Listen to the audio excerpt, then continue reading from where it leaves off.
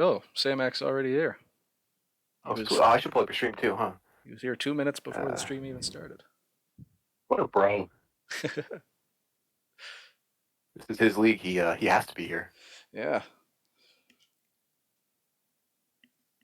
So at 2:50, I will play the uh, Aconite interview Oh, with you sweet. guys. Look, you got this whole setup. I didn't even see that. We look good on stream, let me tell you. Mm-hmm. I was The wondering if you had a green screen from your recording. I thought you did. yeah, that was sweet. What do you do? What software do you use for the green screen? OBS works. I Oh, also they do. OBS has that? Oh, sweet. yeah, yeah, it's really easy to set up actually. I finally figured out what was wrong with my OBS.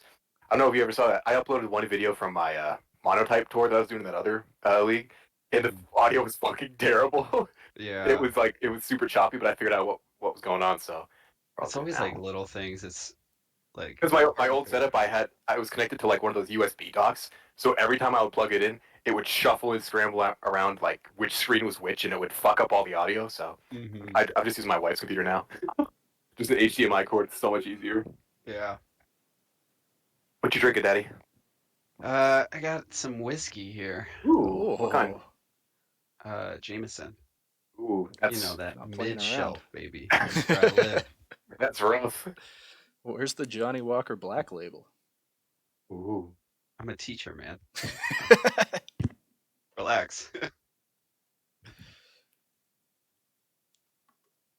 I guess your Once you students can't get you once you the have your kid, good I think we stuff got to for send it. you a bottle of that. I'm gonna need more than one bottle, I think. What are you guys expecting? What sometime in the summer, probably, right? Yeah, late August. So it's coming up quick. Right when you go back to school, huh? Exactly. So I get to take the Fuck. first. I'm taking a month or so. Good. You know. Yeah. Yeah, man, it's crazy. You just like wake up one day and you're old. You don't expect it. You know. Yeah, it's It sneaking up. happens. All right, let's keep it down for Aconite's interview. All right. I'm ready. Let me switch. There's Poppin's beautiful face. So we're here with Past Hello. Poppin, and today Oh, we're hey. just going to talk I know that about guy. what's happened in these playoffs so far. So you were top 8 for the playoffs. You played against AC, one of the Early. finalists. So how does it feel Yeah. to get there? Especially, I don't think you were expecting it as you made some last minute meme trades. No, yeah. It was kind of a shock. I think the only way I could have gotten in is if exactly what happened had happened with Nelly unfortunately losing his last two games and me barely winning my last one. So I was kind of shocked. If I had maybe had my team at full power, maybe I could have done better. But I don't know. He stopped me the last time with my full power team, so I don't think it would have made much of a difference. But it was a nice little surprise to kind of end the season off, especially because it came in right at the last week. It was the last one to clinch playoffs, so it was a nice little bonus. But that's kind of my, I don't know. I feel like if I can at least make the playoffs of the season, that's kind of my goal. So anything past that, I don't really care.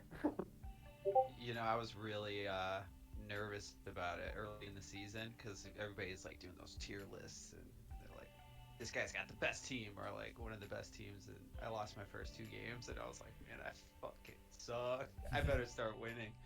You know, luckily I got it together and got in there. So it was kind of it was a relief, you know, felt good to be there.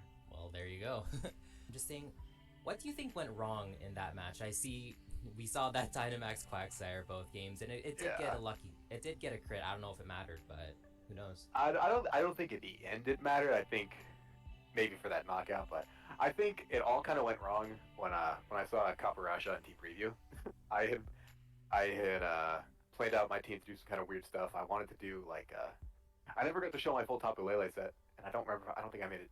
I don't remember if I made a team builder for that one or not, but it was Calm Mind, Draining Kiss, like some other weird weird moves on it, and I wanted to just get a really bulky Tapu Lele and just like slowly whittle him down. In that, when I was thinking about that, I was thinking, well, this pretty much works unless he brings Caparaja, but he's brought that like maybe 2 times this whole season, so he won't bring it. But uh, that's that's what happened. He was so bulky. I just wasn't prepared for that bulk, you know? Like, Mm. obviously, when I was prepping, I was mostly worried about Metagross, whatever you say.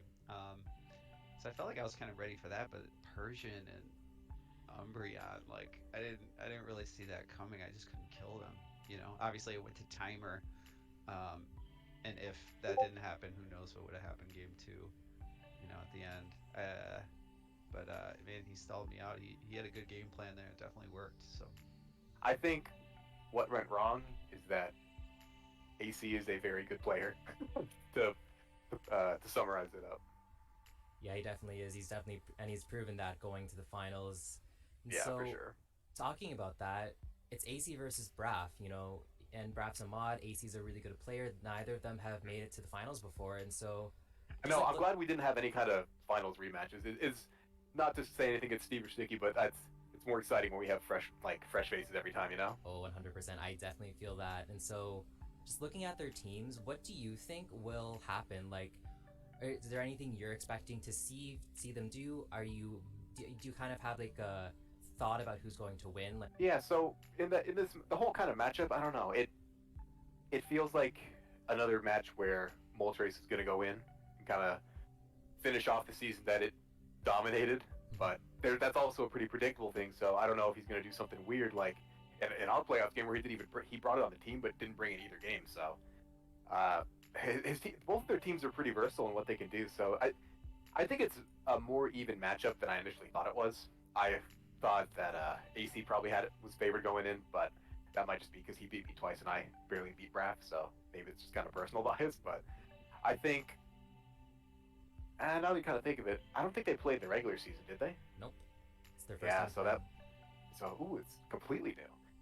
But he definitely, with his Glastrier and stuff like that, he definitely has options against Moltres, and I guess AC's like secondary modes of like the Trick Room stuff with Caparaja.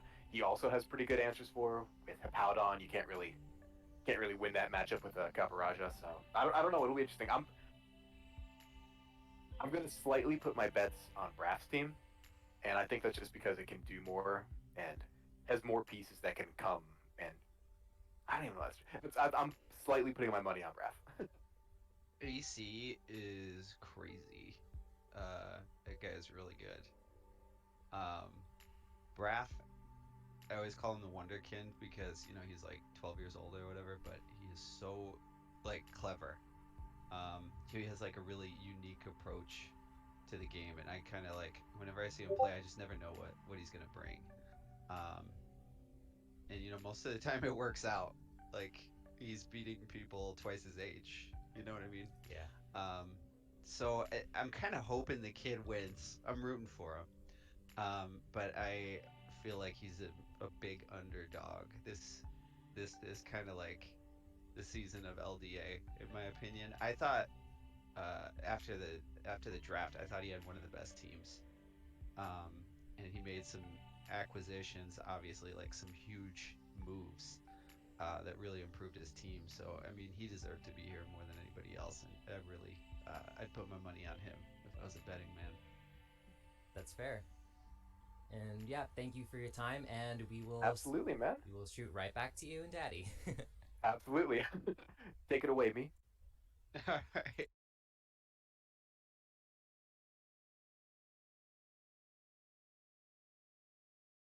Everybody, Wow. welcome. Great Wow. stuff.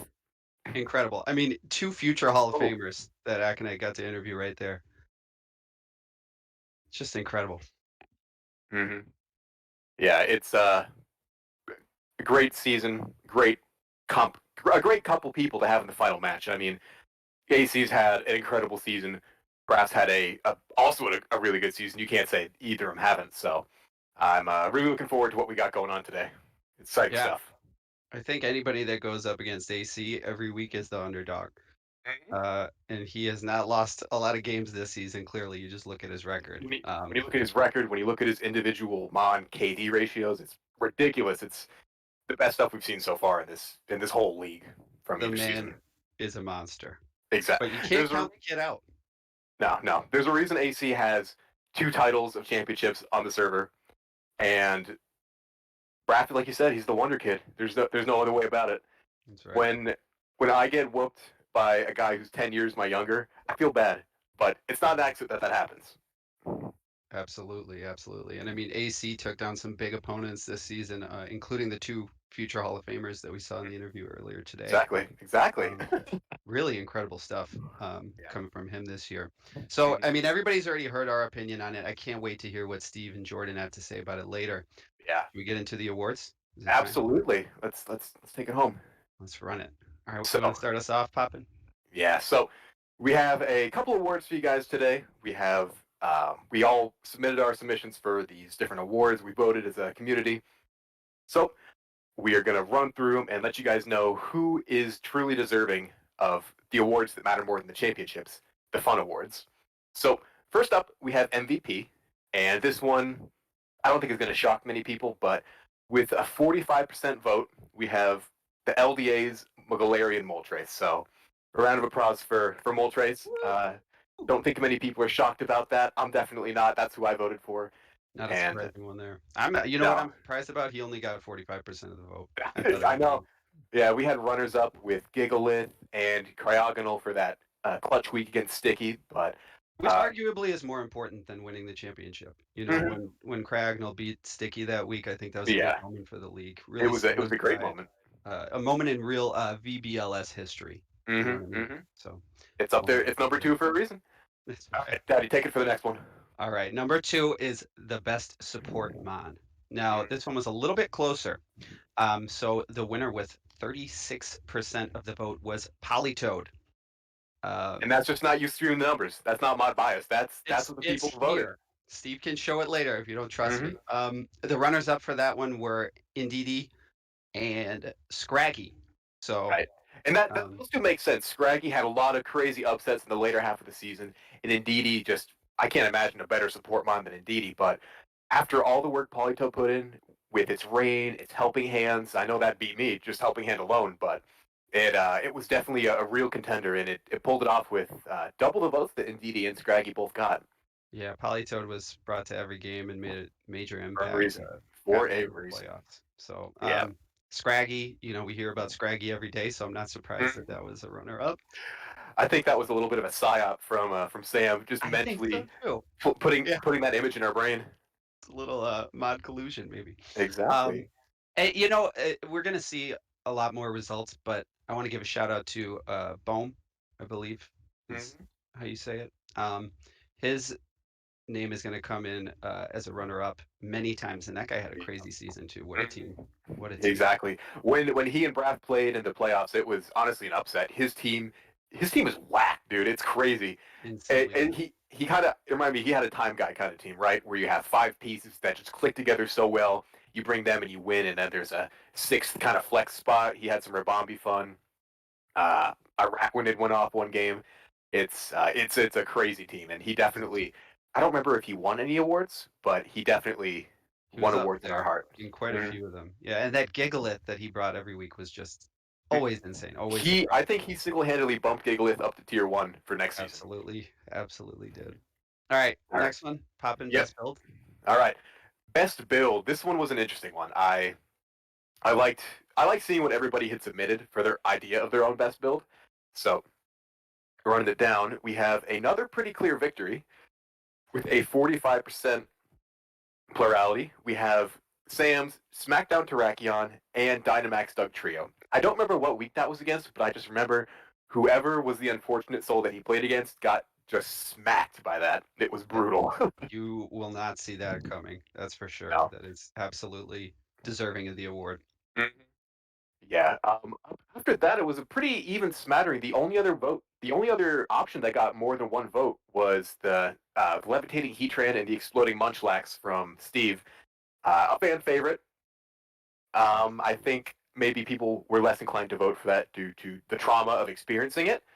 I know Braff and Nelly, if they voted, which I imagine they did, they probably did not want to vote for that, just for the sake of not triggering any memories that may have been repressed from that week. And I understand that. So Steve, take that as a consolation prize. You've damaged the psyche of two budding individuals. Good job, Steve. Yeah, Hope you you're know, happy.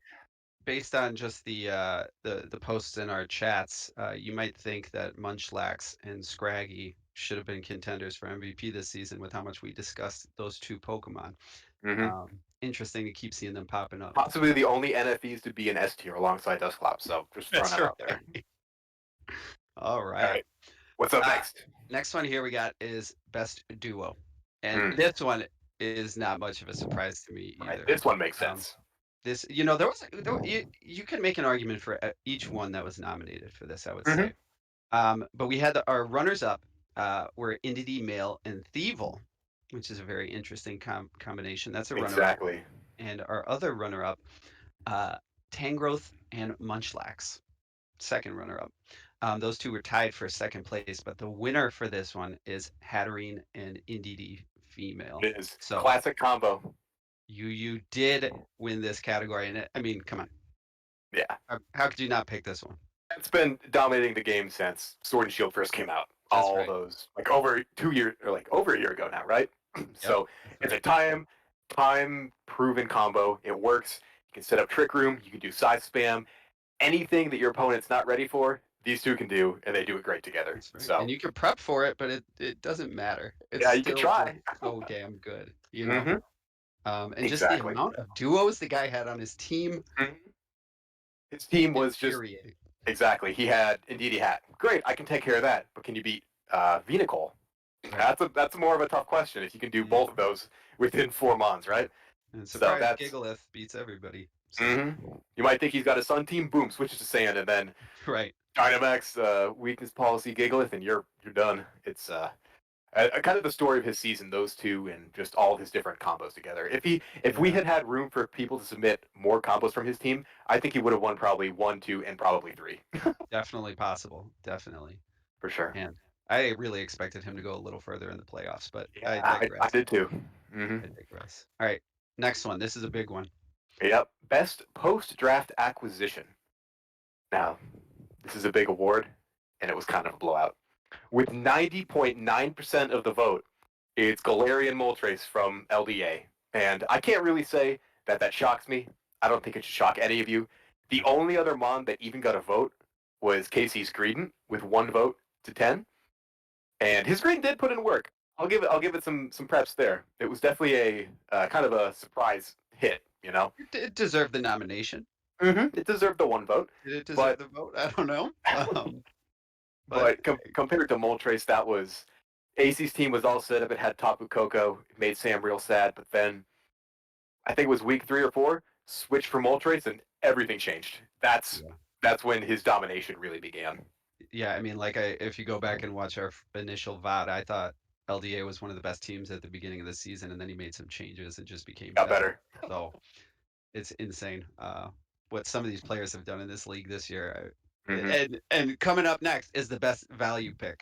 Okay, so speaking of insane things that people have done this year, our first runner-up was Turtonator. Definitely a huge value pick there. I mean, it does not need to be tier 4. It's too good for that. It's too good for 2. It's one of those things. Maybe it's too good for 4, but not good enough for 3. I don't know. It's debatable, right? Definitely a great value pick, but our winner. I mean, come on. Let's see what the chat has to say. Who do you think the winner is going to be for the best value pick? True. We got to see what the people have to say. Going on with you guys at home, we got a vote for Glaceon here. Good pick. Wow, I could definitely see that. This chat is on fire right now. Oh my goodness. All right. Of course, you know what it is, Braff. Yeah, Braff knows what it is. Braff knows all the answers. He's currently holding all the knowledge. Yeah. I'm surprised he kept his mouth shut this long. Yeah. It's not Scraggy. It is Munchlax. There it is. I mean, when you have an NFE tier 4 that kills a Blastoise and a Landorus in 1 turn, it dunked on me in my first game against Steve this season. It's within a Violet. That's not an NFE anymore. That's a big boy. It's a big chunky boy. It goes boom. It definitely does. Couldn't put it any better myself. Exactly. Glaceon was not nominated, unfortunately. Although I think that Glaceon could have probably gave Munchie a run for his money. If you look, there's actually 2 different bars for Glaceon. One in all caps and one in not all caps. So if you count them together, Glaceon was also a runner-up right alongside Turtonator, which, again, definitely agree with. Yeah.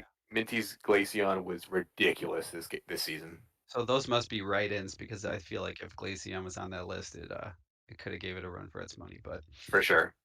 all right, Poppin, the one-hit All wonder. right. One hit wonder. So this category, I thought it would be kind of fun to see how everybody thought they had that 1 month. It just really went all out that 1 week and kind of just faded off after that. And the winner kind of did that. Even the winner of this award came multiple times, but really only did good once, and then got absolutely dumpstered the next 2 times. Don't forget about And this. don't, yeah. Yeah. And with Yeah. 72% of the vote, the winner is my meme pick, Reggie Drago. I think with the absolutely nuclear dragon energies it had against KC, I think it won over that award in the hearts of the team, of the league, and I think that's why it won that award. The runners-up were Jordan's Crazy Cradilly from week 3, where it absolutely went in and got like 7 or 8 kills in 1 week, and it was the top of the leaderboard, I think, right? For a little bit, or was he the top or top 3? Which something slow and supportive like Cardilli, you would never even think deserves a spot up there. And the third place was Silk Scarf Kangaskhan from Smoothie, which I don't remember which week that was brought, but I remember it did put in a lot of work when it showed up. Absolutely. And I think another reason that Reggie Drago won this one is the method in which you used to pick it up when you had given up on your season and you're like, you know what, screw it, I'm just gonna pick Let's this get guy. weird with it. And then you So, made the playoffs. mhm. And well, now it's too late to go back. But man, interesting one there, huh? Good stuff. All right, now we're getting down to the nitty gritty here. Here's the best moment. Okay, so the runner-up here with 25% of the vote was the Scraggy Sweep using Rest uh, Yes. for Sam, and that is an absolutely insane moment. It definitely Mm. deserves that runner-up spot. If Blink my eyes. anybody remembers this moment, you know exactly why it's the winner. The I was triple watching. protect, Yep. stall out, use Perish Song, insane. I mean, that's the best moment of the season. I I don't was think watching anybody the has any. replays, and I think nobody was more shocked than Smoothie was when he pulled that off and got the win from it. Yeah, I mean, It was I it was watched it, amazing. as soon as he posted it. I don't always watch games as soon as they're posted, Yeah. but this one I did, and I had no idea that it happened going into the game. And I'm watching it, and I'm like, "Holy shit, he got the second one, and then the third one, and it's man, this is I saw this. crazy." I was filling out my spreadsheet, and to do that, I opened the replay, skipped to the end, and I just Control F and look for faint, and I saw a whole bunch of shit die at once from Parrish. And I'm like, wait, what happened here? How could this happen? He was down to 1 mon. Yeah, It was wild. I mean, what are the odds on that? It's a 1 1/3, 1 in 9, so a 1 in 27 chance. not That's good. yeah. It was The his only odds. out. It was his only out. That's what he had You to got do. you He did got it. it. You Yeah, got to play to your outs, and that's that's the right. sign of a good player. And That's right. props to Smoody for doing that. And Smoothie turned it And around this season. He had a rough first mhm, season, but he had a right. really great second season. So Right. shout out to I Smoothie. don't know what clicked, but something just did for him, and he went in this season. He definitely showed his true potential in this season, and I liked his team a lot. It was really interesting. It was definitely one of the slower teams in the league. He had Celesteela. He went for the Parish song route so many games, and it worked. Hmm. It Hmm. was really unique, and I loved watching his games. It was great. Yeah, very cool team. All right. Alrighty. Up next, get your Fs ready in the chat. We have the saddest moment of the season, which when I proposed this, I was kind of doing it because I wanted an award. But the people have spoken, and I will say that tying for second place is myself with my thunderous freezing for 9 turns, and Casey submitting every single game that he had as the saddest moment, which is in itself the saddest moment, I think. Yeah, But this is winning the award for saddest moment of the season with 4 votes, 33% of the vote, Endure Arcanine with his Custap Berry dying on his last HP to Sandstorm. I remember watching that, and I think I did shed a tear. It was broke rough my to heart. watch. Yeah, Sam had this plan in his mind, and it just crumbled. Oh, absolutely devastating. mhm. How do you recover from that ever? You don't. A man doesn't recover from that. You sure don't. So no, I'm surprised Sam's even sticking in it for another season. I'd have to quit after that. I hope he got those flowers we sent him. I really do. Um, I think he did. his family's in my thoughts and prayers. Exactly. ever since then, every night. On a much brighter note, we have Mhm. our last award here for the most entertaining game of the season. Now, this one Absolutely. had some of the tightest results, didn't it, Poppin? This one, it was such a tight race, and the category that won only won by one single vote. A So single vote. I was who? watching this one, chewing my fingernails off the whole time. So Waiting to see the result. whoever pushed it over the edge, this is all you. My Thank you. goodness. So we had the votes were so evenly split. It is Yeah. insane. But the two runners up were LDA versus EES. So Mhm. that was the Battle of the Brits, I believe they called it. Exactly. Um, It'll go down in history. so that was a runner up, and so was LBL versus Steve. So that's Braff versus Steve. I think that was the inception of the exploding Munchlax, I believe. This was the playoff semifinals. Playoff semifinals? Oh, the rematch. That's right. Yeah, the rubber match. That's right. So that's those are our runners up, and the winner was Casey versus Minty in week 9, and It what a was. game that was to watch. Casey had a really crazy season, didn't he? Yeah. He had the most 4-0s of any player. It was ridiculous. And And then he even lost with- every I series. know. You know, He put all his effort into that first game and then decided, I got a 4-0 in the first set. I don't need these next two. He's a generous guy, so I got to give it to him. yes, great guy, great guy. And he was putting a whooping on the future Hall of Famer. Absolutely. The Seattle Supersonic Boom head Mhm. coach. That's right. He was putting a hurting on me in game Mhm. 1, and I thought it was a wrap.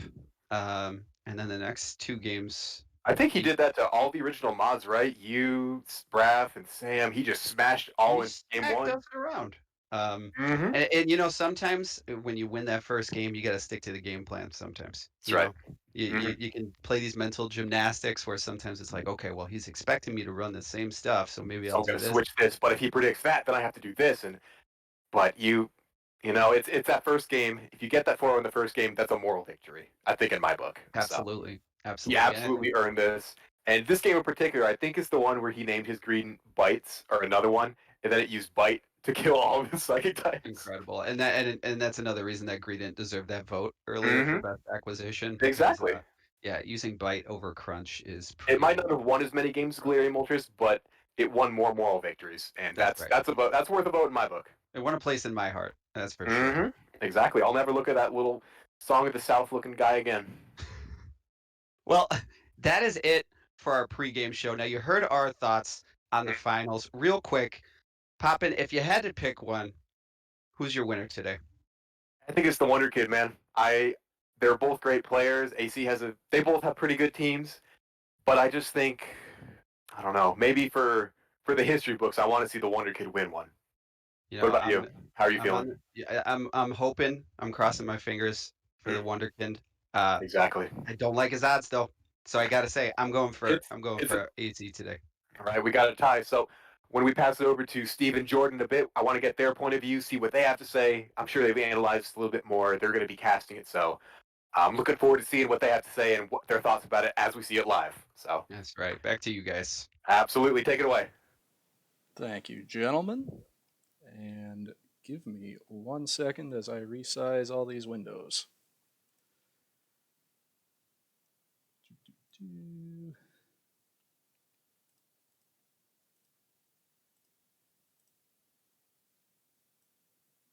There we go. We're getting there. We're getting there. All right, we're there. Jordan, how's it going? It's pretty well. Do you hear me? I hear you good. All right. Do the folks hear me? I guess they do, because you can. Yes, sir. All right. Thank you Hats for the off to pre-show. Daddy and Poppin. They did a great job, didn't they? They did do a great job. Munchlax snuck away with a few awards there. That's good. I gotta open these blinds so you can see my face. There we go. I'm not an ominous shadow anymore. All right. So here we are in the finals. Libertyville Luxrays, London Aces. London Aces have now gone 11-1. Regular season 9-1. And then 2-0 in the playoffs. Really tough match against the English Espeon. And then the Liberty Luxrays. Absolute Whoop, I lost. Somebody left the call. Hold on. Got to get Jordan back in here. In the picture. Poppin, don't leave the call.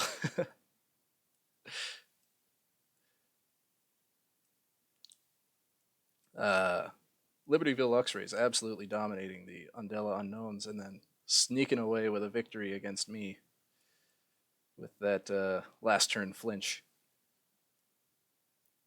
So I know a lot more about Braff and the Libertyville Luxray team than the Aces because I never played the Aces in my schedule, and of course Braff makes videos, so I got to follow him more. So I understand more about what Braff's team is about, and LDA has always been this like ominous force taking names in the background with the Galarian Moltres each week. But there are still a lot of surprises, things I don't know about on his team. I'm excited to get into it. Do you have the preview with the Mons?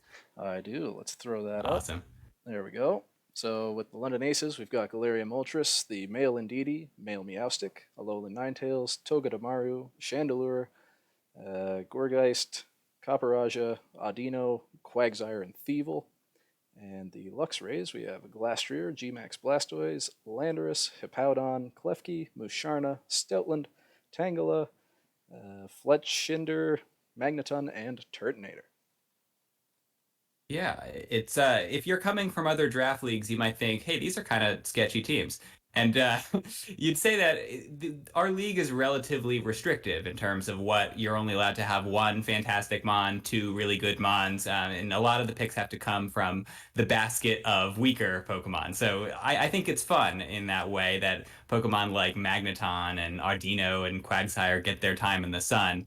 And these coaches have used them well. We got to see all the surprises as the season unfolded. And actually, looking at this, I think we have a similar problem to the first round of the playoffs that the London Aces played. This looks like a very good anti-Moltres team. Yeah, Glastrier, of course. And then the Sand duo here that we both thought was a little bit sketchy, but Braff has made good use of it with Landorus and Hippowdon. That should be pretty scary against Chandelure, against Copperajah, against everything. There's only one ground resist in Gourgeist and then a ground immunity in Moltres. So if he can get rid of the Moltres, then just fire off some Earthquakes, that should be pretty effective. But yeah, that's one of those things that never makes the meta. It doesn't win tournaments, but it is a good synergy, and Braff's made good use of it. Absolutely. And we might actually get a weather war here. We've got the automatic hail and the automatic sand on opposing sides. Those are not the two weathers I would expect to make it to the finals when we had a sun team and a rain team also in the playoffs, but here we are.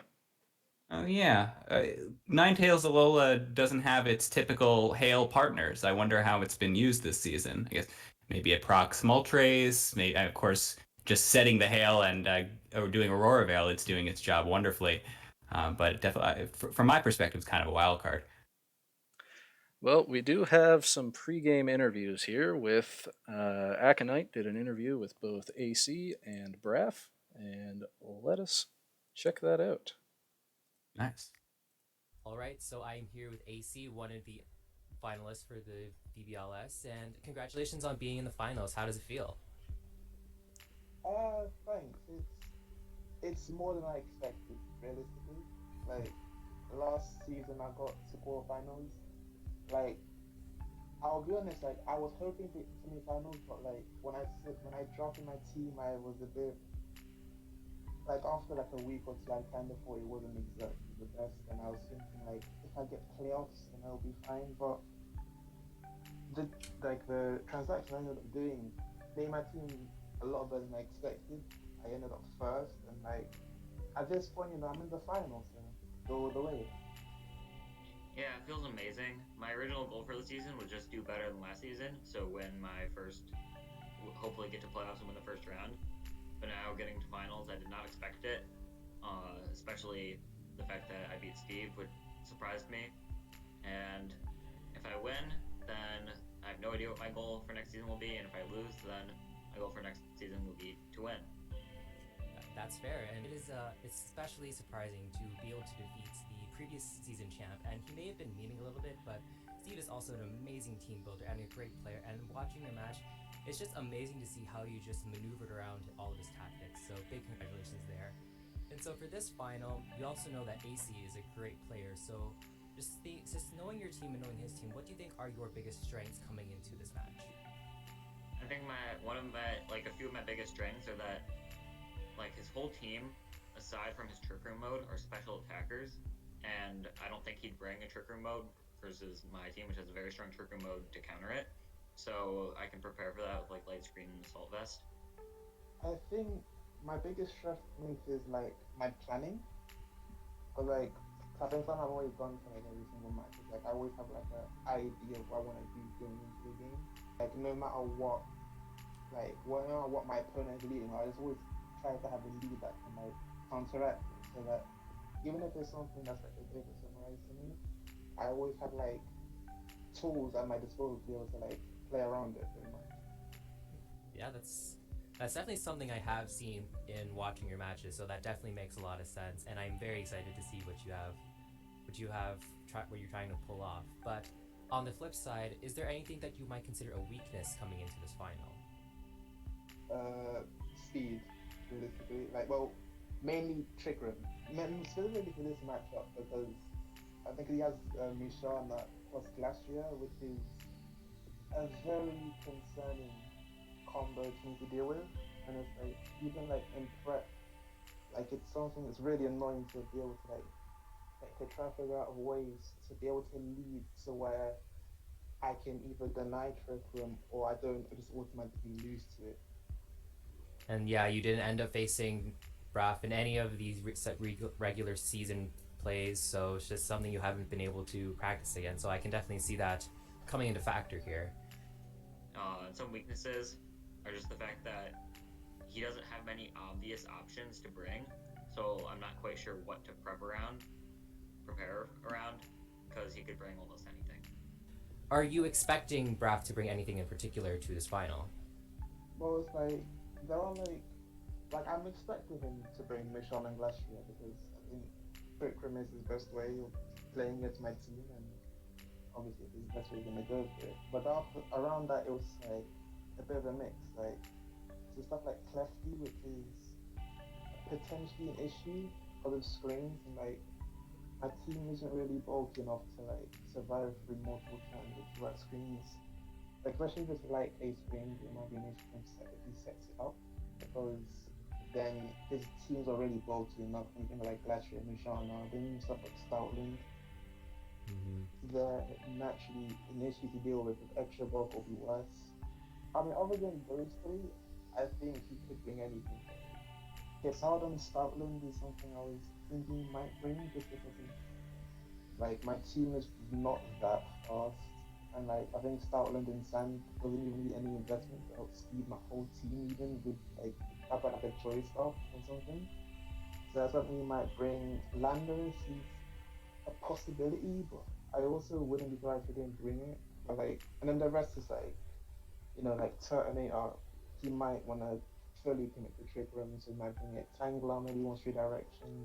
Blasters with Shell Smash is interesting because I don't have any real way of like one-shotting Tangler outside of Chandelure, and I wouldn't really want it in front of Blasters as well. So it's like he could bring a lot, which is kind of bad in a sense of preparing, but also kind of good because it adds to the intensity of the game. I'm not sure how strong he is against my team, but I think he'll definitely bring Galarian Moltres because it's been his MVP for the season. And although he hasn't brung it that much, I think that Alola Ninetales will make an appearance because my Landorus is very strong into his team, but his Alola Ninetales is faster and can hit it with 100% accurate blizzards and hail that are 4 times super effective. Yeah, it's just seeing all those Pokemon in team previews, just trying to figure out what lead will best match his lead.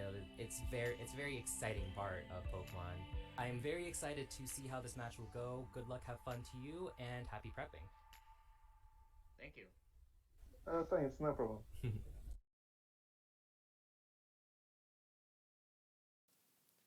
There we have it. There's the interview. Does that sway your thoughts either direction, Jordan? caster, I think. Whoop. Sorry, repeat that. Aconite's about to have a new career in newscasting if that's not his intended career. Absolutely. Man, looking fly in that suit too. I'm just here in a golf shirt, and you're a floating head. Well, I saw Poppin in the preview, so I joined the party. There we go. I even poured rye whiskey in the middle of the afternoon, which is completely unnecessary. I'm supposed to go biking after this. Oh well. I'm saving my It drinking happens. I'm saving my drinking for Dungeons and Dragons. All right, they're saying I'm significantly louder than you. Yeah, I pulled bring it my down. mic away. Okay, cool, whatever. I had to bring it up for the interview. I forgot to bring it back down. Okay. Without any further ado, let's get into this game. Yeah, excited. There it is. I gotta pull that up.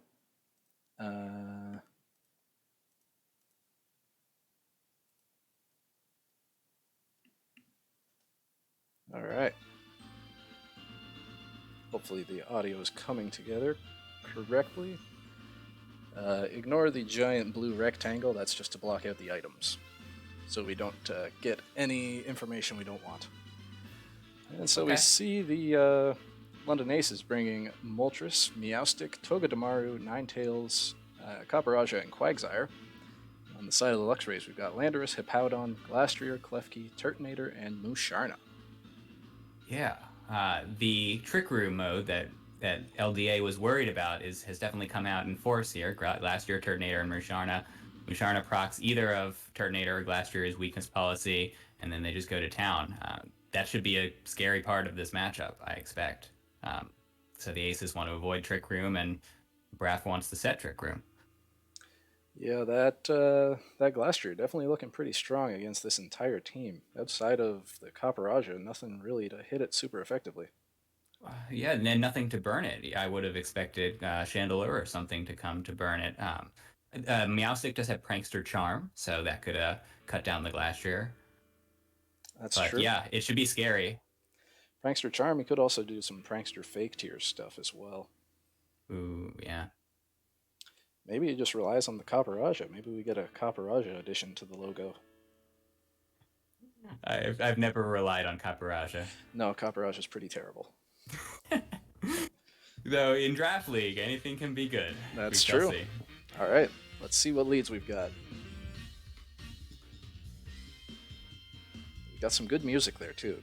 Good music choice. And we see Ninetales Meowstic coming out from the London Aces, and Landorus Hippowdon going right for the Sandstorm. And Ninetales is faster though. True, and Blizzard should be really scary here. That's the first thing. I mean, definitely Braff could bring a Choice Scarf, or he could bring something to change this speed situation. Or he could bring a surprise weakness policy on Lando, though it might not survive a nice attack. Yeah, and Braff is going straight for the rock moves and the earthquake, as expected. That does make sense. If Ninetales wants to use this Blizzard, he's got to do it with a 50% accuracy. See Trick coming out. Who is he switching items with? Howdon gets the eject button, Meowstic gets a choice band. Rock Slide misses the Ninetales. That's pretty crucial. And an icy wind. Oh boy, that's going to be a lot of damage. And the Hippowdon switching out. So Landorus is faster than Ninetales, which we might not expect. That's true. Not anymore, but though. After an Icy Wind, yeah, so Icy Wind proved clutch and doing super effective on both of them. And getting the Hippowdon out of there pretty crucially. So Braff only getting one move this turn. I don't know if Braff minds Hippowdon going out. You know, getting back in can reset weather if need be. That's and Klefki is always a good disruptor. That is very true. Let's see how he adjusts this turn. He's going to go for that Rock Slide again. And just setting up the screens, hopefully to protect whatever is in the back. I suspect the Landorus just goes down here. Trick again. Onto Lando. Ooh, choice banding on the Klefki. That means it's stuck into light screen. Klefki does not want a choice band at all. That's definitely going to shut down the Klefki for the rest of the match, I would think. He's going to have to get out of there, that's for sure. Landorus does go down, now slower than the Ninetales. Ouch. Yeah, so Ace definitely understood the ice weakness on Braff's team and got the right lead. Seems No like. doubt. No doubt. And we're probably going to have to see a Klefki switch out here, right? He can't just keep using light screen. Is it locked in? It would be, because he got tricked first. Okay. Yeah, so it goes to Glastrier. I wonder if Glastrier has a weakness policy. I might have noticed if I was fast enough, but we'll see. And this is easily predictable as well. AC's going to know that he doesn't want to keep that in.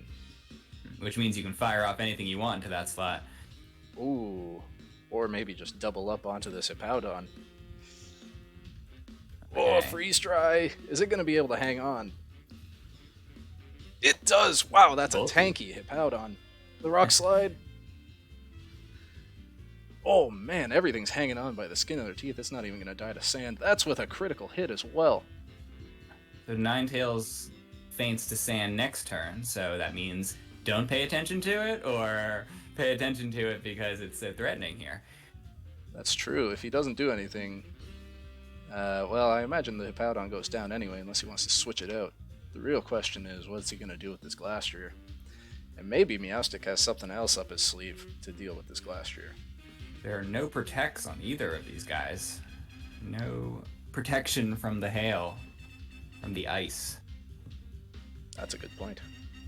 And actually, we know all the Pokemon Braff has brought. There's also no Trick Room. That's true. And here we Because go. because there's all attacks on Glastrier, are we going to assume it's Assault Vest? Which should be good, right? Against Moltres, against Ninetales. Yes, definitely would not be good against a Copperaja, though, if that's what's in the back. We still have two in the back from AC, as the Glastrier maxes. If anyone has played VGC in the past year, you know if you have a Glastrier and a Dream, anything is possible. Ooh, there's a charm, though. There is the tech against the Glastrier. Well timed. Icy Wind, that is enough to take out the Hippowdon. And So is it 1 versus 4 right now? No, it's 1 versus Choice band It's 4 Klefki. versus Glastrier and a choice locked Klefki. Yes. So almost. At least it had attacks, though. We did see that. That's good. Meowstic is going to go down, and just like you said, ignore the Ninetales, it dies to sand. And crucially, that will get him back up to only -1 attack, as opposed to the -2. Oh, that's good. Definitely. Braff has gotten a surprising number of kills with his Klefki during the season. It wouldn't be a surprise if he brought some attack investment. It is a, Steel and Fairy is nothing to laugh at. No, it's good typing, but I believe I caught a glimpse of foul play there as the only attacking move. Oh, okay. Well, then it depends on how strong the opponents are. Yes. And let's keep in mind, there is a light screen up as well, so if he's only got special attackers in the back for AC, it's gonna be pretty tough to take down this Glastrier. And an Assault Vest. So the idea is don't get crit, and Glastrier lives for a long time. He's really thinking about it, but he only has 2 options to send out, so... Ooh, the Quag. Okay. Physical Quag could be a big deal here. So the presence of Togedemaru on Ace's team suggests there might be a weakness policy on Moltres. They didn't bring it this game, so maybe not, but I could see a potential protect on Moltres trying to get procced by Glastrier and trying to just survive until Glastrier's max is over. I don't know if you saw that, but that was a play rough on the Klefki. I don't know if he planned to get choice banded, but... Yeah, that is... the choice band now a double-edged sword. Maybe it's because Moltres just has naturally lower defense. He thought it would be a good bring. That is probably the reason. And we got the Dynamax coming. Is it going to be the Quag or the Moltres? It's the Gotta be Quag. Moltres, right? I'm proven a liar. Proven wrong right as it happens. So this is the biggest surprise of the game so far, I'd say. Absolutely. I love me a Dynamax Quag. And We want Moltres Quagsire protects. on the logo next year. That's 2 attacks into a protecting Moltres. That's a huge move there by AC. More good timing on AC's part. Still going to do a chunk, though. Oh, even at -1, that's about a third to the Moltres. And no weakness policy? Oh, there It's it is. not. Oh, okay. You're about a second or two ahead of me, so forgive me, am I slow on the uptake? And there's a geyser coming out from Quagsire. Targeting the How much can Glastrier. that do? I just can't imagine. Oh, boy. Yeah, that's nothing. I And don't... Rain is good. Rain is better than Hail. I don't know how he's getting through this Glastrier, though. Holy cow. How is Glastrier still max? This has been the longest 2 turns. So I Yeah. guess he's got 1 more turn left. 1 turn left. Honestly, I think Moltres just dies to this Choice Banded Klefki. And then, Quagsire is probably also not long for this world. Thinking about how Meowstic can use the trick better next game, who do you throw it onto? Because Klefki is apparently not the move. No, it was for 1 turn, but Yeah. now that you see Play Rough, you're probably shaking in your boots. I'm positive that Meowstic does not want to keep the choice band for itself. Oh, so could we it's get a gonna- confusion? He got confused! Oh my god! Oh. Moltres does go down to the Play Rough. Oh no, the tables are turned here. Can he win through an abundance of luck again? He cannot. Glastrier breaks through the confusion to get a max Hailstorm off. How much is this going to do? Ooh. Half? Close Not to quite. half. Hail's back up though, so you're gonna chip away at that Quagsire. Quagsire has another turn of max, and I imagine just goes for Geyser again. So yeah, the rain will stay up this time. Yes. Ah, man. That's doing like 30 damage though, even when Glastrier is not maxed. So 10% of Glastrier maxed, 20% maxed. We're Oh. looking at a couple more turns of having to survive Glastrier. Ooh, the light screen no longer, so that does impact things. Yes, so that 30 will now turn into what, 50 damage? So that's Don't still make me do math on the spot. that's still a 3-hit KO. Yeah. Oh wait, I forgot about the rain damage though. Yeah, This could be close. I think it will. It's all about how much Klefki can do if Glastrier is confused. Yep, I forgot about the confusion as well. That's a good point. And critical hits are always possible. Man, that does so much damage. The Choice Band Play Rough. Oh, he hit himself again! Oh no, it's gonna do well, not too much, but But he not goes for getting the to Quake, move though. is terrible. Quake into Klefki. Is this enough to take out Klefki? It is. He's really hoping for the confusion to finish this off, I think. You know, sometimes the Super Bowl is not a remarkable game. This has been a good game so far. We are lucky. Who I thought's gonna win has changed a couple of times. Yes, no kidding. Much better finals than last season's. No offense, Sticky. One more confusion hit. Will it happen? He breaks I never through root again. for confusion. Yeah, that's it. I'll root for the guy to get a chance, even if it's a Glastrier. Icicle Crash takes him out. That's game 1. With clawing it Wow. back from behind, this Glastrier putting in a ton of work. Glastier's had a huge target on its back, as is deserved this season, so it hasn't always been the MVP, but I think that game it pulled out the win for sure. Definitely. There's no way he's pulling that win back without that Glastrier. And, you know, I don't think it did a lot in the first playoff series, and it didn't really do much against me either, so if Braff is able to pull this out, I really wonder who he's going to put forward as his MVP. The troubling part is that I feel Ace needs the Meowstic because Prankster Charm is the only thing to stop the Glastrier from steamrolling a theme again, except now Braff knows that there's a choice band on Meowstic. No, there's not a choice band. That's what he picked up from the first trick. What is on Meowstic? Meowstic had the eject button. Right, okay. So now Meowstic is a little bit more exploitable when you know it has an eject button. If you've got a priority move, you can force the eject button. Which I don't think anything here does have a priority move. That's fair. Okay, so the Meowstic remains a threat, and I think it has to come again. Well, what else can you do to stop the Glastrier? Maybe he's got like a really offensive Toga Damaru. Or maybe He's done it before. he has. Maybe he's got to bring that Caparajah. Now we see the items. An Assault Vest as is expected on Glastrier, Weakness Policy as we could expect on Turtonator, and the almost unstoppable Trick Room with a Mental Herb Musharna. Yeah, the only way he's stopping that is, I believe, Togedemaru gets Fake Out. Mm-hmm. And a strong enough Moltres attack might do it. True. Surely he EV'd for that. It's like the finals of the WBE, right? Where Musharna just barely lives, set Trick Room, and then they win. Yep. Spoilers if you haven't seen that match. It's a very good one. That 1-year-old match. What I especially liked about that match was Cybertron calking it and being like, yeah, I have to go for this again. And it failed again. Yeah, it's Pokemon is a crazy game where the right move in one situation is the wrong move in 12 other situations and the right move in 13 more. Sometimes you have to assess all of the possible options and then just click and pray. Yep. Sometimes you get a confusion and almost win the game. Can't bank on that this time around. What are the Aces going to do to change things? Looks like nothing. We get the same leads coming out from him. The Ninetales and the Meowstic, and Glastrier Klefki this time. Okay.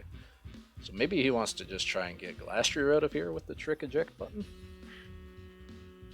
Raph can't max Glastrier against an Eject button, but it doesn't have Protect, so what do? That is Does true. that switch out? Yeah, it kind of looks like he doesn't have any option here, actually. I imagine we just get a... However, if this is like a Charm, oh, this is going to do a lot of damage to this Ninetales. Oh, he gets the Aurora Veil up, though. Not fearing a switch in from Hippowdon. That's effective. Moustick did not need to go for the trick. Just the threat of it was scary enough, and so it still has the threat of trick next turn, but the Charm saved Ninetales' life in that situation. It did, the Charm and the Aurora Veil, and it still takes 50%. I guess it is a 4 times effective move. Yeah. You did miss Play Rough there as well.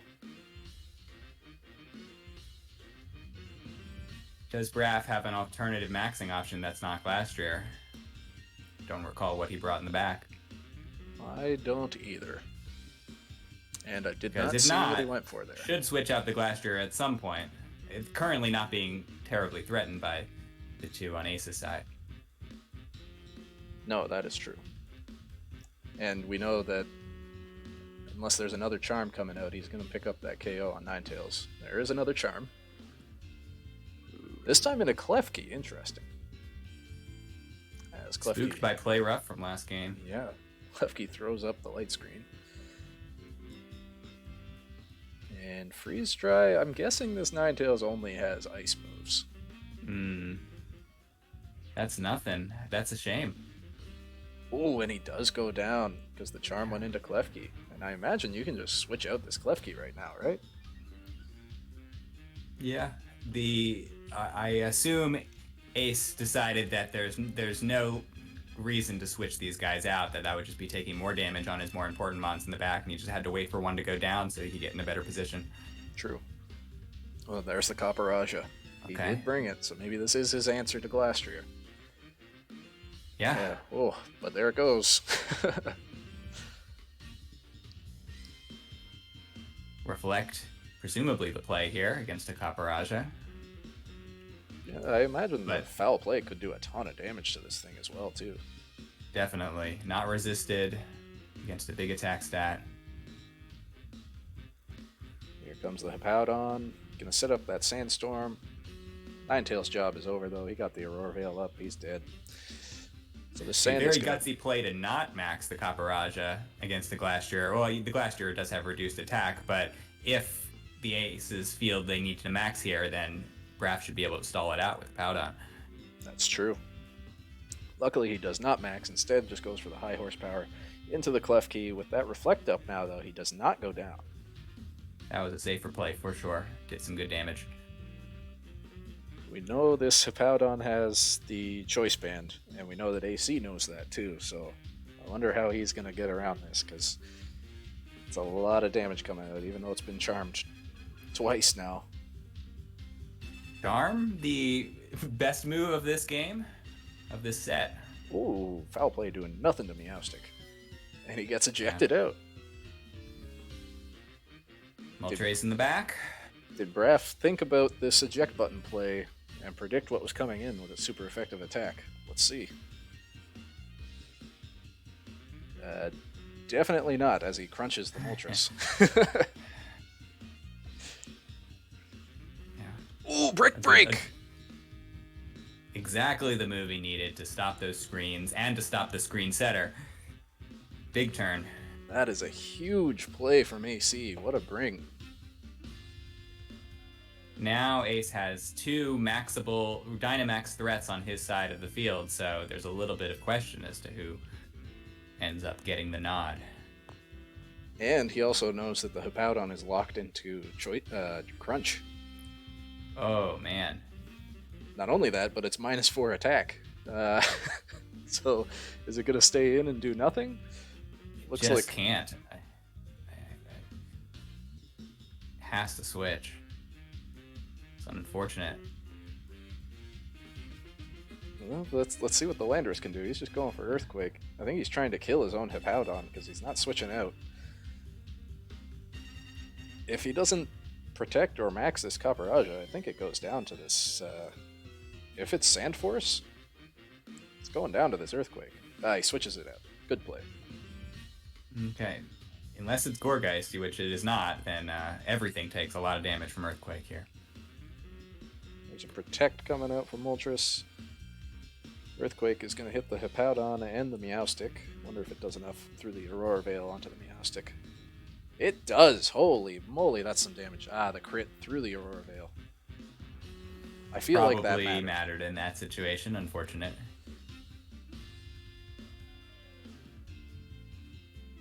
Now we're in a position where Landorus is very threatening to this Caparajah, but he still knows there's a Glastrier in the back. Yeah. Ace has played so well with the Meowstick. I mean, in VGC, better than killing the opponent is to leave them useless and to leave them with 1 mon against 2. I mean, this is such a fast-paced game that Braff feels he can't waste a turn by switching out, and he's just left not doing a lot of damage. Indeed. I have noticed, Braff, that you have gone for different moves on both of your choice-locked Pokemon. Wishful thinking. We get a max coming out from Braff. I did not see which one it was. I imagine it's not the -4 attack at Hippowdon, though. Yeah. A Landorus in a dream. Not quite a Glastrier, but it'll have to do here. He knows this Moltres can't protect. Well, it could, but it's got a lower chance of protecting.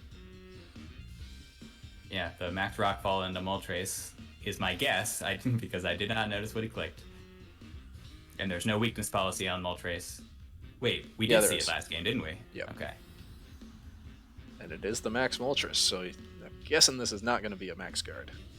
Probably a Max Quake into the Caparajah. And Moltres is got to be throwing out some Max Darknesses here. Yeah, now, when you know weakness policy, Moltres definitely into Caparajah seems better. It stabs, so it's more powerful, and the special defense boost is good against Moltres. Unfortunately, Ace knows that, so there's multiple levels of assumptions and reads going on here. I believe that's the first time I've seen Caparajah protect, so could have been Assault Vest or something. So we get an Airstream. I wonder if it's possible for the Caparajah to be faster than Landorus. No way. I would be surprised. I would also be surprised. Especially, well, actually Landorus is Scarfed, so he probably speed crept it a little bit.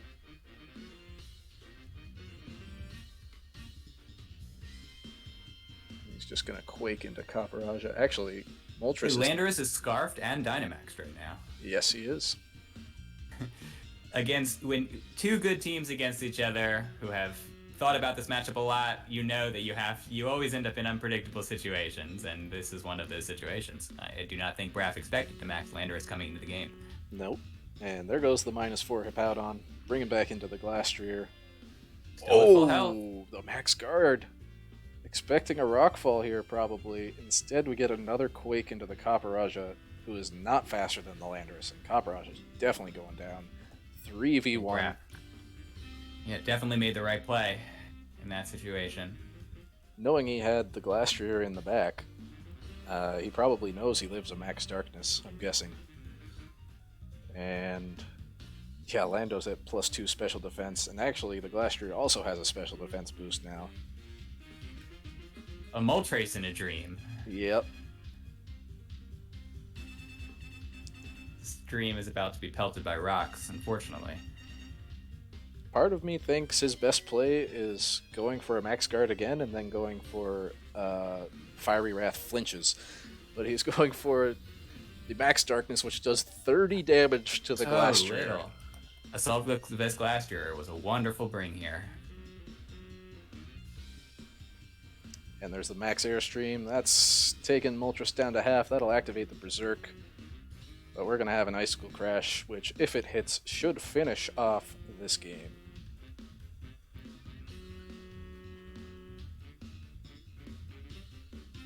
Here we go. It hits. And there goes the Moltres. And with that, the Libertyville Luxrays and Braff are your Season 2 champions. Congrats to Braff. Congrats to this team. A very creative team builder throughout the whole season. I loved watching his videos.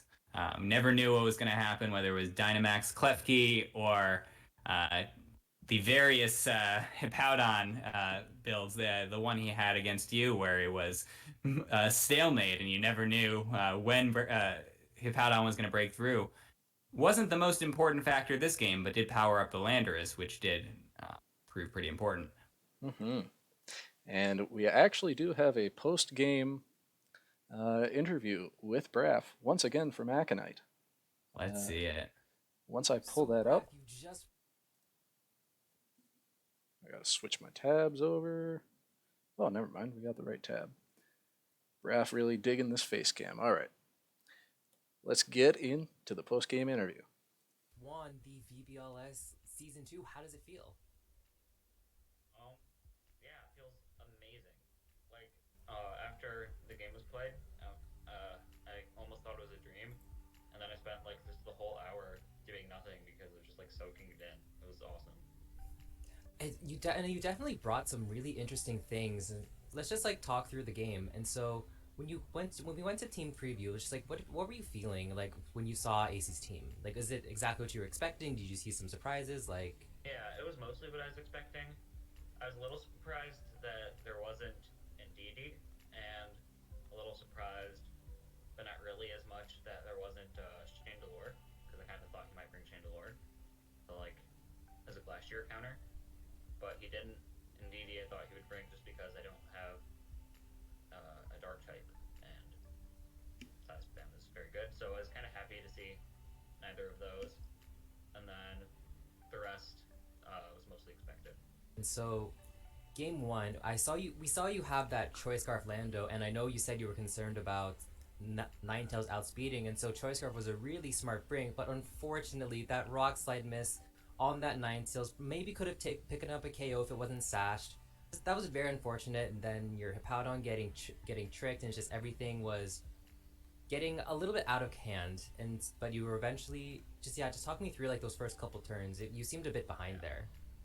So first of all, Rock Slide would not have killed. I did the calc during Mox, and I had Stone Edge on the set. I would have needed that to kill, but I decided that getting damage on Meowstic would also be good, and I could probably get 2 of them off. Also, Earthquake from the Hippowdon would probably kill it, and the double up. That was my thoughts. So yeah, the miss was disappointing, but it wasn't horrible because Ninetales dies to almost anything else. And then the trick, I was not, like, when he went for a trick, I immediately thought it was going for the Landorus, so I was very surprised they tricked the Hippowdon instead. I guess he was probably thinking the IC will be a 2-hit KO on the Landorus anyway. So I guess that makes sense for the Hippowdon.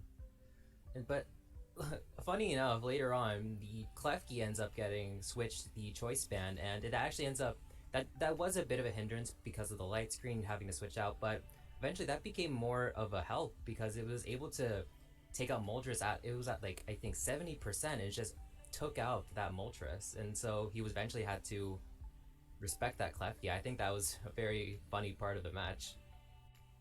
Yeah, because normally he probably did it because to obviously shut down screens, and you normally expect Klefki to be special, but it actually has the same base stat for both attack and special attack, 80, and he doesn't have Intimidate or wouldn't like try to burn Klefki, and Moltres has a way higher special defense than physical defense, so I thought player up would have been better, and I also had a little bit of attack investment to be like a 2-hit KO on Moltres, guaranteed, and that ended up helping a lot with the choice band. Yeah, it definitely did, and he did end up maxing that Quagsire. I thought that was just, it was like, it didn't end up doing enough damage into your Glacier, and so you're able to take it to basically ignore it to the point where its unaware ability would actually hurt it more because their Glacier was at -1, but unaware ignores that, so you're able to take that game 1 pretty nicely, so congratulations on that. Thanks, yeah. I mean, he obviously dynamaxed Quagsire because Moltres would have been killed by Glacier and Klefki, but he sent me the paste afterwards, and it was special Quagsire, and my Glacier has 252 EVs in special defense and an assault vest, so it was doing no damage. Yeah, and we definitely saw that there. And so game 2, I see you switched up. You brought the exact same 4 Mons, but you just switched the lead. You brought that Klefki and that Glacier, presumably to deal with a possible Meowstic and Ninetales, and you did it pretty handedly, I must say. Like, talk your way through that. Yeah. So originally, like, I wanted to get a Trick Room, but game 1, I saw he had both Meowstic and Togedemaru team preview, and they both have Fake Out, so I was kind of worried about that. And then game 2, when I already knew it had Trick Eject button, there's no way I could have prevented that, so I couldn't really bring it. And then I didn't want to lead Landorus Powdon again because I thought you would just adapt to it, so I kind of just switched it up, and he didn't. I kind of forgot about Charm on Meowstic. I thought he didn't have a Glacier counter because if he had tricked it, then the Meowstic would have had an Assault Vest. But it ended up working out. So I thought that Landorus and Bowden would be good cleanup crew after like an early game Dynamax in the back. Yeah, they definitely did, and despite your Glacier and Klefki being charmed, they still managed to do some very decent damage into both of the Meowstic and the Ninetales, which is fair because they are very frail. And so I saw you kind of, I guess, forgot about that Choice Scarf on the Landorus, and you ended up maxing it to be able to get off some Rock Falls. Was that just like a spur of the moment? Like, were you kind of thinking of that max Lando? So I was just thinking, like, I didn't want, like, I was probably either going to switch it out or just, I don't remember what move it was locked into. But then I realized that a max Quake would do a ton to would probably Oko Caporaja. If it Dynamax the Caporaja, I know it doesn't have weakness policy because the Moltres did. And with Quake's special defense boost, Moltres won't be able to do as much damage to it. So I thought it was just the best option at the time because I could also change up moves. That's also very true. I definitely was thinking about that. The Quake was able to do exactly what you said, take out that Caporaja and allow you to just take a lot more damage from that Moltres.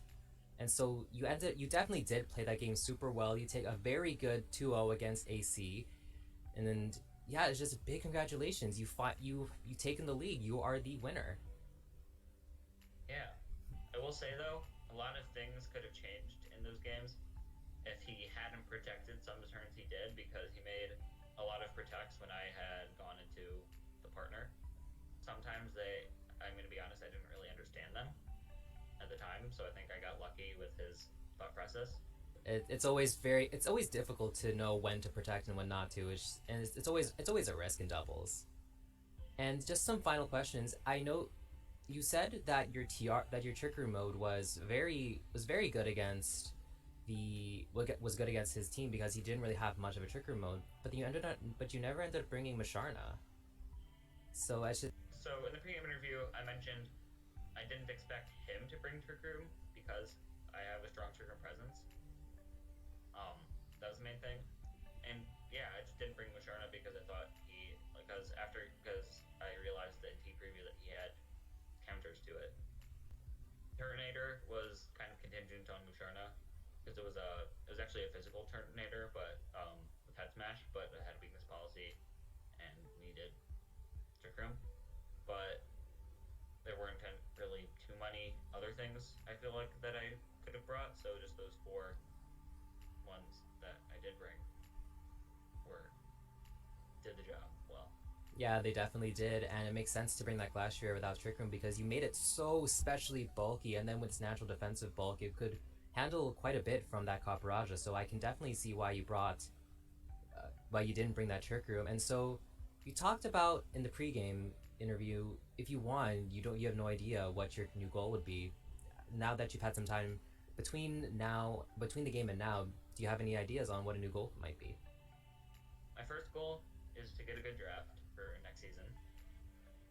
I'm not gonna do a challenge like Steve did. I want to play seriously. Mhm. Sorry. I think my new goal, like I don't want to reach too high. So I think my new goal will be to get to semifinals again. But that will, as long as I make playoffs, I'll be happy. And I can just go up from there. That is a great goal to have. Still humble, still achievable, but not too low. I can definitely respect that. Once again, congratulations to you for taking this win and taking the league. I will see you. Yeah, thank you.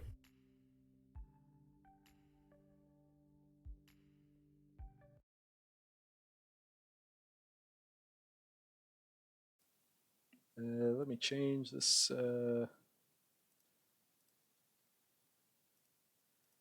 Just gotta change the background, guys.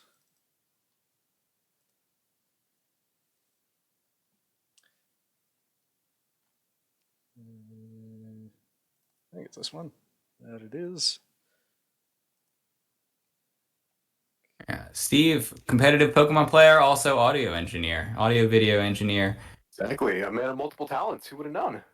Really great job on this stream, and shout outs to Aconite. Man, those interviews. Oh, for sure. Better than expected, that's for sure. Great job. I didn't know he was going to be editing them. I love the way he was able to like splice together everything we were talking about and show clips of like everything that was going on. That was sick. Really impressive. I mean, he didn't have a fancy green screen or anything like that, but hey, Hey, he's no daddy, but I think the future is small scale streaming, content creation, people just doing it for themselves, for their friends, for a couple degrees away. We've all shown that we can figure it out. We can make videos. We can edit videos. Well, Aconite, man, that might be something special. We wonder if we have a new journalist in our midst. Right. But it's really nice when people go back on the season. They'll look at this video first. I think everyone involved did a great job. Yeah, I think this was a great way to wrap it up. It was nice to have everybody here in one place. Nice to have some faces talking. Pre-game show, you guys did a great job with your commentary, so I just want to give you props for that. You guys Thank definitely you. are the guys who I would want commentating my games. What a set it was too, man. Like, crazy stuff. The game one, super tight, and Glacier broke through confusion twice. Obviously, lucky enough to get the confusion the first time, but breaking through 2 out of 3 times. Yeah, that's could have gone the other way. Yeah, both games they were super tight, and I love how I'll trick the choice bin onto Klefki to fuck it up, and then it just completely backfires and it starts decking Moltres. Man, I love that. Yeah, when he got my that vote's trick for off. My vote's for Klefki for MVP of that game. I think an ambulance, but not for me. Great stuff. Does Choice Band impact foul play damage? That's a question for a smarter man than I. Is a good question. What a complex game we play, with a heaping help of randomness and chaos thrown in there. I can't imagine anyone's willingly run choice band foul play before. I Google it and all I can see are questions but no answers. Wait, it wouldn't, because it increases your attack stat. Foul play is based off of the opponent's attack. Okay. So what if you foul play onto someone else who's banded? What happens then? Oh. Probably. No, I think it just uses their attack stat, but not their attack boost. So if something is burned, it does not impact foul play damage. That's true. Okay. Yeah, that makes sense. I'm just being told we are randomizing the Season 3 draft order right now. Oh, sick. Okay. Do we have a draft order reveal? I guess how we many do. how many people are returning? We have 11 coming back, right, Daddy? Yeah, I believe so. Sweet. So we got 5 juicy spots for new players or returning players. They tend to fill up pretty quick too, so Yeah. jump on it if you're watching this. Mm-hmm. I believe James And, is taking one, and I think so. Scion is also taking one. Oh, he's coming in. Sweet. He's been here since season 1, right? Doing some front room stuff. Yeah. Yeah, he's been here also- for a while. I believe he is a mod on Pokemon Challenges stream as well. Oh, cool. All right. I was a new entrant to season 2 this season, and I wasn't great at Draft League at the time, and my season didn't amount to much, but I feel like I got so much better from this experience, and this is the best VGC Draft League community I've joined, so Thanks, man. I give the full-throated recommendation to anyone hoping to join the league for next season.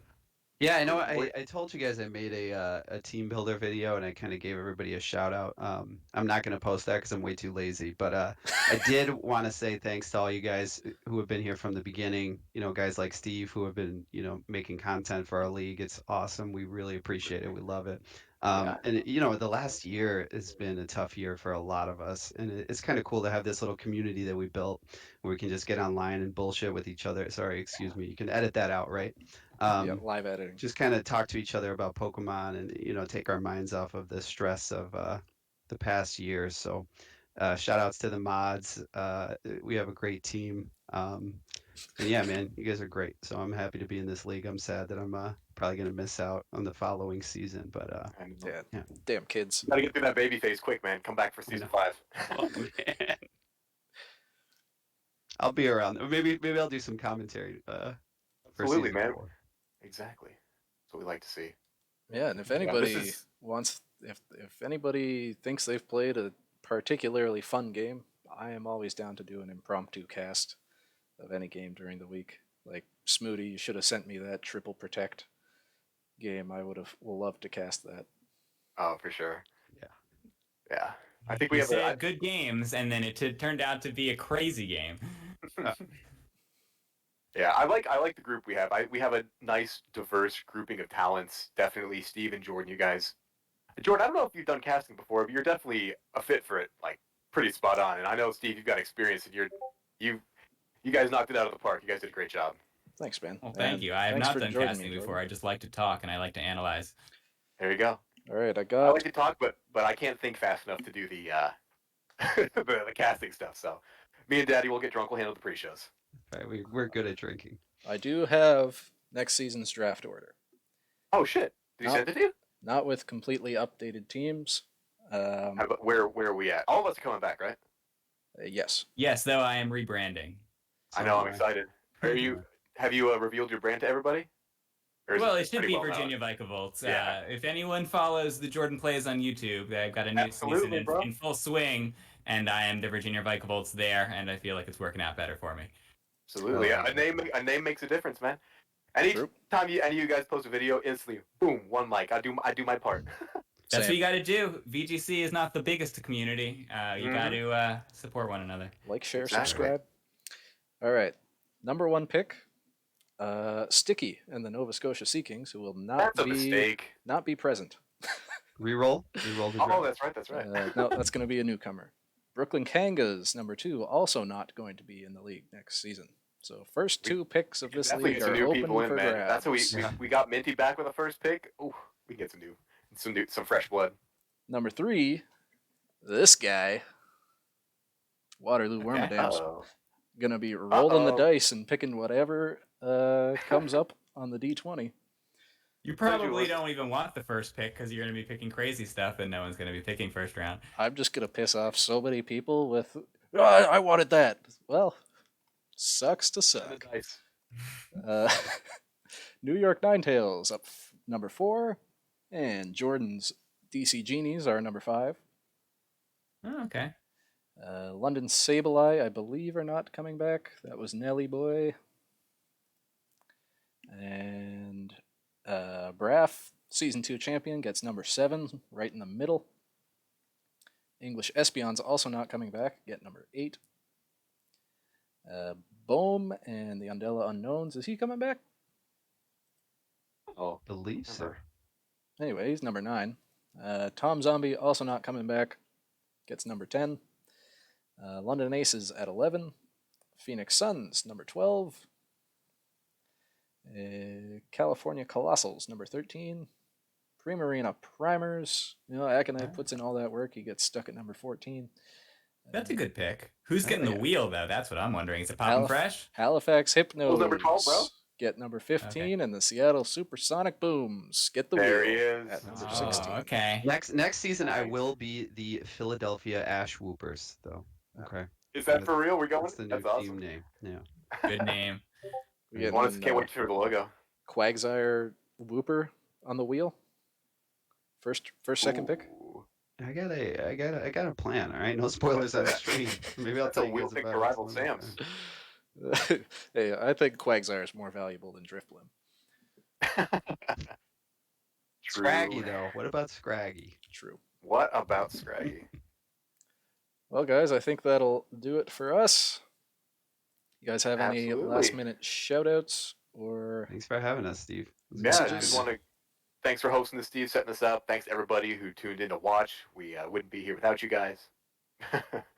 precisely? The viewers. Shouts out to the kid for winning too. The Wonder Good Kid. job, He already changed his Discord tag. Did you see that? man. Nice. All right, Listen y'all. now. Take care. Have a lovely rest of your Saturday. All right, Hey, guys. Absolutely. Take tell care. the people to drink Take water, it easy, Jordan. everybody. Oh, he's gone. All right.